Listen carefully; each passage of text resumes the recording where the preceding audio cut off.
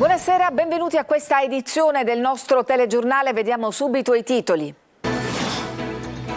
Migranti, un business miliardario. Dalla conferenza ONU a Palermo il ministro Nordio conferma la linea dura del governo. Piante dosi, guerra ai trafficanti di uomini. Domenica arriva il salva spesa con sconti sui beni di prima necessità, ma intanto aumentano del 18% le bollette. Cittadini scettici sugli effettivi risparmi a fronte di continui rincari.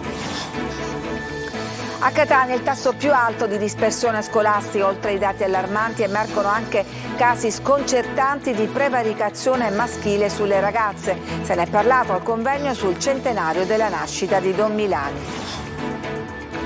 Ieri nel Palermitano l'ennesima morte sul lavoro. Insorgono i sindacati che chiedono il reato di omicidio colposo per queste tragedie. Torrenti trasformati in discariche nel Messinese, scoperti decine di episodi in cui imprenditori e cittadini sversavano rifiuti pericolosi nel greto dei corsi d'acqua, 66 indagati. Calcio, Catania e Messina pronti alle sfide di domenica contro Casertana e Avellino. Rossazzurri e giallorossi puntano a riscattare le sconfitte dell'ultimo turno.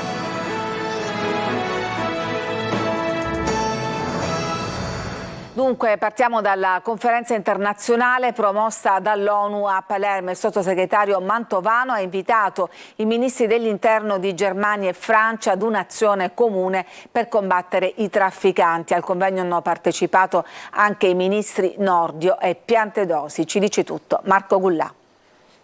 Il ricordo di Giovanni Falcone e di Paolo Borsellino si sono aperti così, con l'omaggio del ministro della giustizia Carlo Nordio, i lavori per il ventennale della Convenzione ONU a Palermo all'interno dell'aula bunker del carcere Ucciardone. Il tema che i ministri Nordio e Piantedosi assieme a 30 colleghi di altri paesi hanno affrontato è quello della lotta all'immigrazione clandestina, al traffico di esseri umani. Per il ministro dell'interno Matteo Piantedosi un affare da 6-7 miliardi di euro per le mafie. L'Ufficio delle Nazioni Unite contro la droga e il crimine stima inoltre che a livello globale il business del traffico dei migranti generi affari per 6-7 miliardi di euro all'anno, a cui vanno aggiunti i proventi ottenuti dal successivo sfruttamento delle vittime con il racket della prostituzione, del lavoro nero, dell'accattonaggio. Piantedosi nel corso del suo intervento ha aggiunto: nessuno Stato può accettare che la criminalità organizzata determini le politiche migratorie nazionali né che vengano praticate ignobili forme di schiavitù moderna.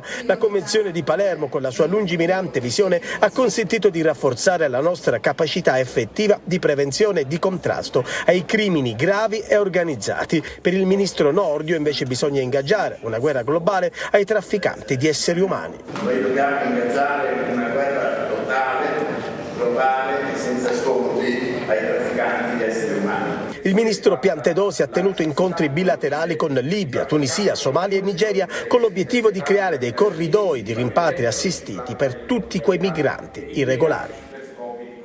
E proprio oggi la ONG Sea-Watch ha documentato con un video lo speronamento da parte di una motovedetta libica di un gommone. Nella collisione che vedete in questo video sarebbero cadute in acqua circa 50 migranti che sono stati catturati e riportati in Libia. Secondo quanto riferisce l'associazione, si tratta di una nave che l'Italia ha donato alla Libia nel 2018 allo scopo di effettuare operazioni di respingimento illegale. Non si sa ancora se ci siano dispersi. Cambiamo argomento. Da domenica scatta in tutta Italia il salva spesa, l'iniziativa del governo per fronteggiare la crisi calmierando i prezzi dei beni di prima necessità, ma dall'altra parte aumentano le bollette. Tonino De Mana. Arriva il salva spesa, l'ultima trovata del governo Meloni per fronteggiare l'inflazione, ma dall'altro lato aumenta del 18% la bolletta della luce. Italiani sempre più poveri su un'altalena di prezzi che spesso va verso l'alto, ma quando scende non entusiasma la gente. Da domenica carrello della spesa più leggero con i beni di prima necessità, pane, pasta, latte, ma anche prodotti per la cura della persona che costeranno il 10% in meno.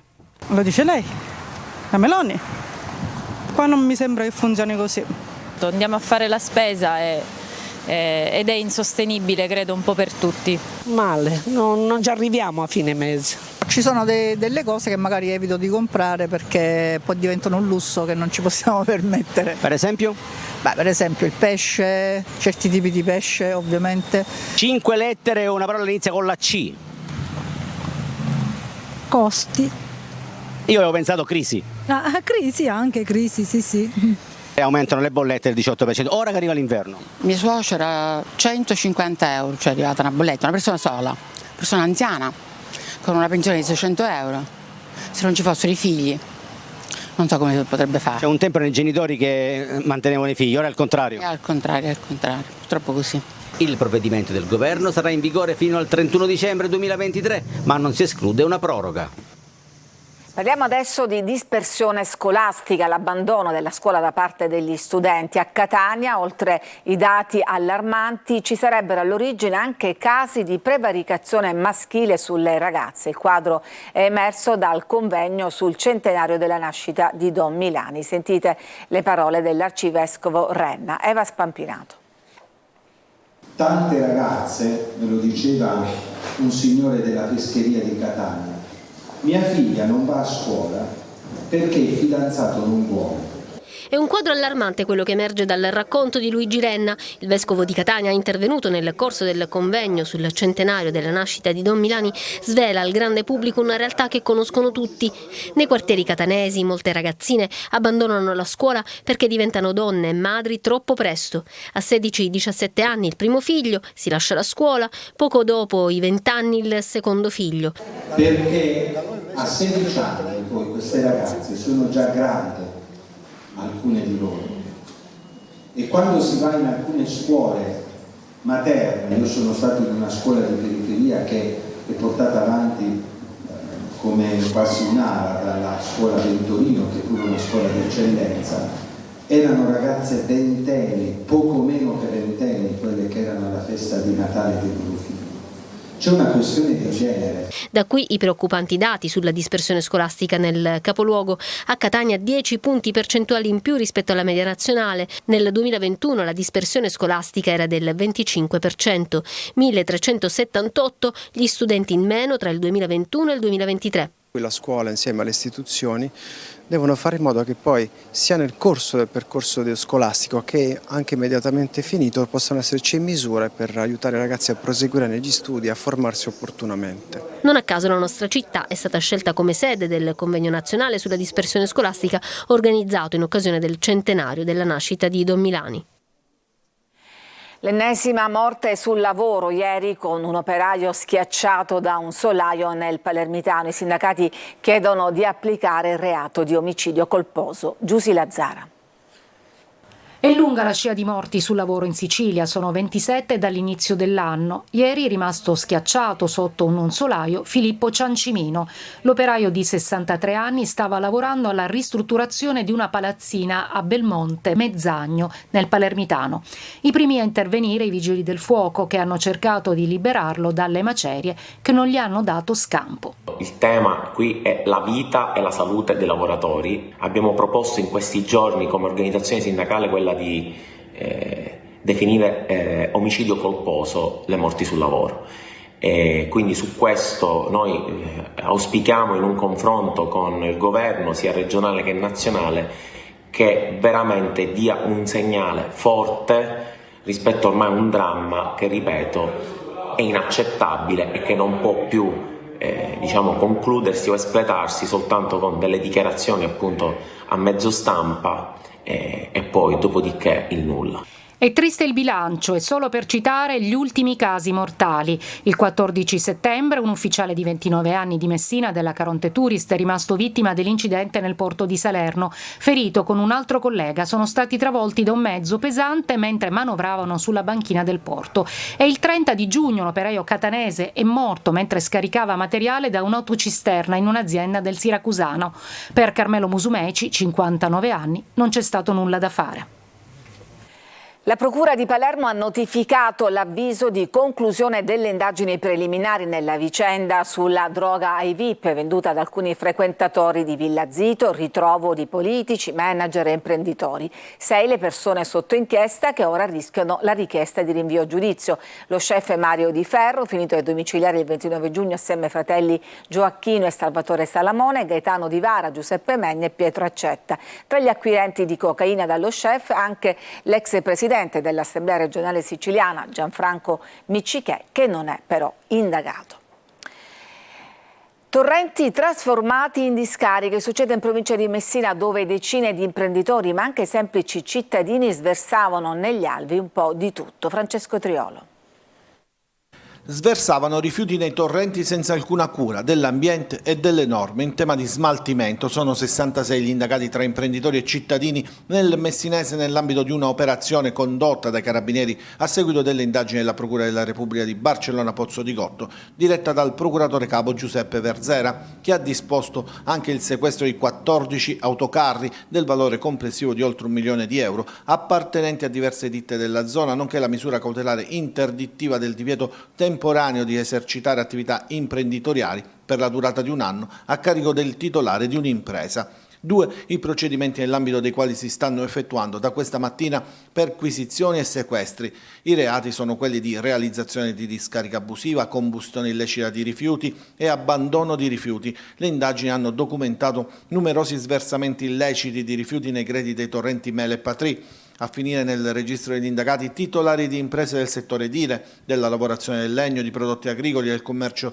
del ferro e del trasporto merci, oltre a ristoratori, proprietari di officine meccaniche, attività commerciali e cittadini residenti della zona. Attraverso l'analisi di numerosi video acquisiti con l'utilizzo di telecamere nascoste nei pressi dei 2 corsi d'acqua sono state accertate le condotte degli indagati, quali, come evidenziato nei provvedimenti giudiziari del GIP, hanno concorso in uno scempio del territorio con la riduzione dei torrenti, sottoposti a vincolo paesaggistico e largamente prosciugati per lunghi periodi dell'anno ad una vera discarica, facendone oggetto di una selvaggia aggressione ambientale. Le immagini hanno documentato episodi dal maggio al dicembre 22 in più punti dei torrenti, in assenza di alcuna autorizzazione, venivano trasportati e sversati nei greti dei fiumi rifiuti di vario tipo, anche pericolosi, ed in particolare scarti delle attività di impresa, tra cui materiale edile, il ferro, legno, fino ad arrivare ai derivati della lavorazione di alimenti o prodotti da animali da allevamento. In alcuni casi i rifiuti, dopo essere abbandonati, erano stati addirittura incendiati con fiamme che avevano prodotto un'intensa nube di fumo e che non si erano propagate grazie alle non favorevoli condizioni meteorologiche. I titolari, secondo quanto scritto nelle ordinanze dei GIP, erano consapevoli di non seguire le procedure affrontando i relativi costi normativamente previsti per lo smaltimento dei rifiuti. Nei 2 procedimenti penali sono indagati anche 31 residenti della zona, sorpresi dalle telecamere dei carabinieri mentre, utilizzando le proprie autovetture, gettavano rifiuti di natura domestica. Dovranno rispondere del reato di abbandono di rifiuti. Il PM della DDA di Palermo ha chiesto la condanna all'ergastolo del capomafia di Siculiana, in provincia di Agrigento, Filippo Sciara, accusato dell'omicidio dell'imprenditore Diego Passafiume, ucciso nel 1993 a Cianciana con 2 colpi di fucile al petto e al volto. Passafiume si occupava di movimento terra e, secondo quanto hanno accertato le indagini, non si sarebbe piegato alle regole che le cosche volevano imporre nella gestione degli appalti e dei subappalti. Ci fermiamo adesso, c'è una pausa per la pubblicità, torniamo subito dopo.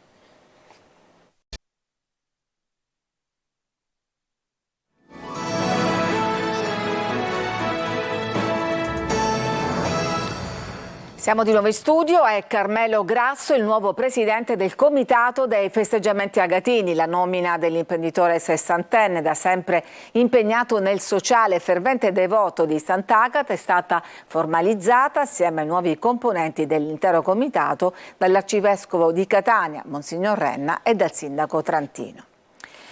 Le malattie cardiovascolari sono la prima causa di morte nel nostro paese. Oggi è la giornata mondiale del cuore, da lunedì a mercoledì prossimi a Catania, screening gratuiti a Piazza Università. Sentiamo Francesco Aloi.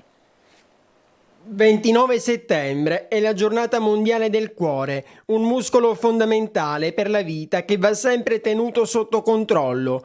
Attenzione ai segnali di allarme, ma l'importante è prevenire, dice il professore Gulizia. Noi uomini paghiamo prima questo debito nei confronti delle malattie cardiovascolari, lo paghiamo fra i 30 ormai e i 50-55 anni. Prima delle donne. Sì, le donne che invece durante queste decadi sono protette dalla fertilità, dal bilancio degli ormoni estrogeni e progestinici, loro in questo momento hanno la possibilità di avvantaggiarsi, di poter avere più tempo per fare prevenzione. Il più grande femminicidio che c'è al mondo è quello dovuto alla cardiopatia ischemica nella donna dopo 15 anni della menopausa. Le malattie cardiologiche sono la prima causa di morte in Italia e nel mondo. Superano di molto i decessi causati dai tumori. Un corretto stile di vita però può farci vivere meglio. A tavola frutta e verdura non devono mai mancare. Oggi bisogna insistere sul consumo massivo di frutta e verdura di almeno 5-7 colori, almeno 2-3 pasti al giorno, perché questo sicuramente salva vita, così come l'assunzione di cereali. La pasta bisogna un pochettino smitizzarla, la pasta si può cucinare. Importante anche l'attività fisica, 75 minuti a settimana, suggerisce il professore. Va bene anche una semplice passeggiata. Facciamo delle belle camminate a passo veloce, lo possiamo fare tutti. Tra i principali fattori di rischio ci sono il tabagismo, la sedentarietà, la scorretta alimentazione e il sovrappeso. Da lunedì a mercoledì prossimi, in Piazza Università a Catania, arriverà un jumbo truck per uno screening cardiovascolare gratuito, perché prevenire è sempre meglio che curare. Ci fermiamo ancora, c'è un'altra pausa e poi torniamo per parlare degli impegni domenicali con il calcio.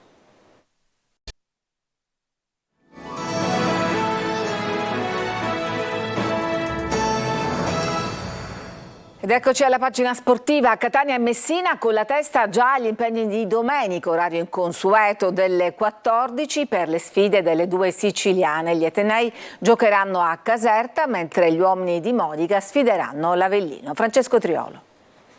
La voglia di riscattare la sconfitta contro il Foggia è un sentimento diffuso nello spogliatoio del Catania, dove c'è la consapevolezza di non giocare male, anzi di costruire buone trame, ma manca ancora qualcosa in fase offensiva. La trasferta di Caserta rappresenta un bel banco di prova perché l'avversario che i rossazzurri avranno di fronte è uno di quelli con più entusiasmo dopo il ripescaggio in C e nonostante nelle 4 partite disputate sinora abbia centrato sempre un pareggio. Anche nel recupero contro il Monopoli, dove ha segnato nuovamente Alessio Curci, uno degli ex della partita.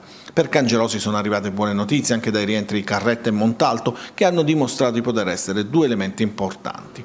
Tabbiani chiede un cambio di marcia, soprattutto nei risultati, e molto passa anche dalla vena degli attaccanti. La gara contro il Foggia ha lasciato strascichi in infermeria, con Livieri che dovrà stare fermo almeno un mese per un problema muscolare. Toccherà quindi a Letton Betters difendere la porta rossa-azzurra. Cerca il primo acuto invece il Messina, che al Franco Scogli affronterà l'Avellino. Modica ieri pomeriggio ha provato il 4-3-3 nell'amichevole disputata contro il Gia Virtus e finirà 2-0 per i peloritani con le reti di Luciani e Plescia. I dubbi per il tecnico giallorosso sono soprattutto sulle corsie difensive.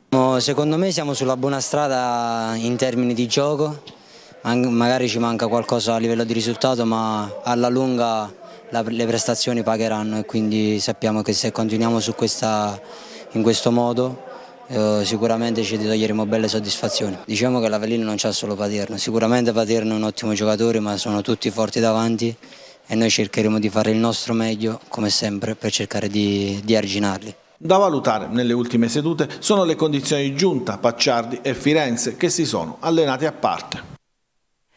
Pallanuoto, domenica si alza il sipario sulla stagione dell'Orizzonte Catania che punta allo scudetto ed alla Coppa dei Campioni. Tonino De Mana. L'appetito viene mangiando, così l'insaziabile Orizzonte Catania si prepara a tuffarsi in vasca con l'obiettivo del 24esimo scudetto e soprattutto di una Coppa dei Campioni che nella ricchissima bacheca delle Etnee manca dalla stagione 2007-2008 un po' troppo per il presidente Tania Di Mario. Una manca da tanto tempo e forse è un cruccio, no? È diventato quasi il nostro pallino, quindi la nostra maggiore attenzione è lì, però per tutto il resto non ci possiamo permettere di venire meno, insomma. Non finisce mai di stupire la 44enne Di Mario, che lo scorso anno non esitò a tuffarsi in vasca per dare il suo prezioso contributo. Forse è stata una delle parentesi più divertenti della mia carriera, è stata, qualcuno dice una crisi di mezza età, io mi sono divertita un sacco, credo che come presidente sono stata più brava, quindi spero e sono convinta che non ce ne sarà bisogno. Stimoli che non mancano all'allenatore Martina Miceli. Doppia responsabilità, perché vincere è bello, confermarsi è sempre sicuramente più difficile. In questo momento la partita col Cosenza, sicuramente i valori in acqua saranno diversi, siamo già concentrati, abbiamo una settimana di fuoco perché domenica Cosenza, mercoledì andiamo a Rapallo che si è rinforzata, non sarà assolutamente una trasferta facile, ma soprattutto sabato sera alla Piscina di Nesima abbiamo l'esordio in Coppa Campioni contro il Sant'Andreo, per cui quello è l'appuntamento più importante di questa prima parte del campionato. Ed è tutto per questa edizione, grazie per averci seguito, vi auguro una buona serata.